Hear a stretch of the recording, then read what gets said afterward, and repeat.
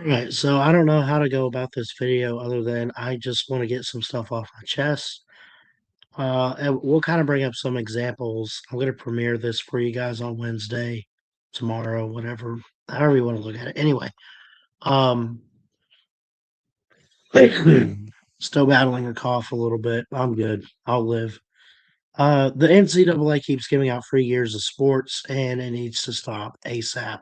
Um, I feel like it's unfair to certain athletes, and I'm not trying to play this it's fair or it's not fair type of game, but the way in which they go about it, like I'm not saying do away with the NCAA because I feel like if I say that, we do away with college athletics as a whole, and then there's no sports and there's no entertainment in this world, right?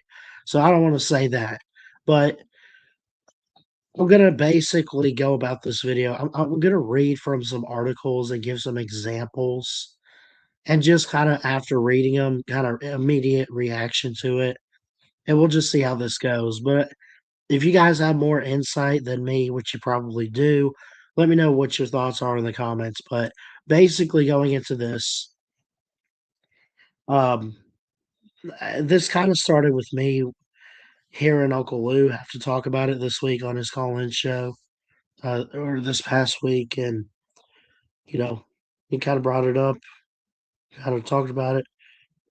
Um, and then, of course, as an Alabama fan, there's a there's a certain player for the men's basketball team, Charles Bediako. There was a certain situation there um, where Charles Bediako went pro and then decided he was going to come back, but had to get permission basically from the NCAA. And he just he basically, like, I like the player. I think he's a great player, and he's back with the team this year, and I hope he's doing good. I haven't really watched much basketball. I'm trying to get back into it before March Madness kicks off next month, but I'm gonna tell you this: I don't give a damn if it's my team or not. This eligibility thing has to stop. We had the COVID stuff. I get it. You want to give them an extra year or two because of COVID and opt outs, and some teams got canceled, and stuff was out of the control of the players and coaches and stuff. That makes sense. Okay, I get it. Bro, COVID was freaking 6 years ago. 6 freaking years. You still got guys out there. Let me let me pull this one up for you. Montana's linebacker Tulia Poo Poo, or I probably just butchered that by saying Poo Poo. I don't know. Whatever the hell his name is. Granted a ninth freaking year, 9 years of eligibility by the NCAA. He started in 2018. You have to go back to last decade. It's been almost a whole decade since then. Um, so he was sidelined. Let me read this. He was sidelined for his entire undergrad campaign at USC after two surgery requiring injuries impacting his foot in 2018 and his knee in 2020. Okay, cool. So he has a couple years he can't play. Red shirt rules come into to effect there. And it's got to stop though. It's got to stop. Then he was sidelined by another injury in 2023. He missed the whole season. He wrapped up at USC in 2024, played only in 7 games, and then it was cut short because he got sick. And last year he transferred to Montana. I mean, this guy's like 30 years old almost. Hell, he probably is. And he's now going for a ninth year of college football. I mean, look, if you love college football that much, like, don't graduate. I don't know what to tell you. But the NCAA bending over backwards for every athlete in the book, giving them extra eligibility, it's just insanity. What the what's the point of the NFL now? Number one, you're making so much money as it is in college now. You don't need a check from the pro leagues, NBA, MLB, um, with NIL all the way around athletics. I'm not here to rip on college baseball or anything like that. I'm not even here to dunk on the NIL. But I mean, if that's part of it, why are you gonna go extra for the professional leagues, right? Okay. Back to what we need to talk about with eligibility. Um, it just blows my mind, man. I gotta hear from you guys and get some extra feedback from from you guys in the comments. Going back to this Bediako stuff, um, Alabama, the university released a statement today.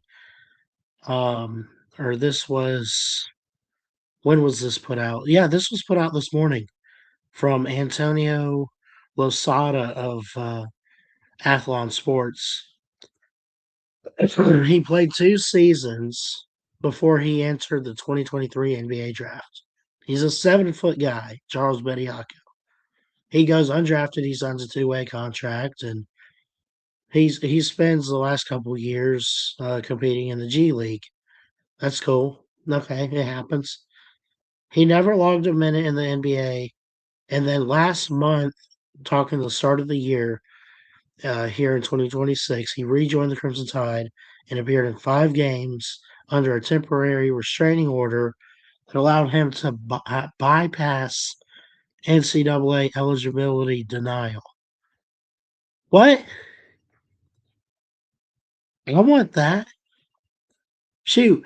Why give that to I don't know who just entered the NFL. I don't know Jalen Milroe. Why can't he come back to Alabama? What if Bo Nix wants to go back to Oregon? Let him bypass the NCAA rules and laws of eligibility. Shoot, could you imagine Bo Nix playing this year?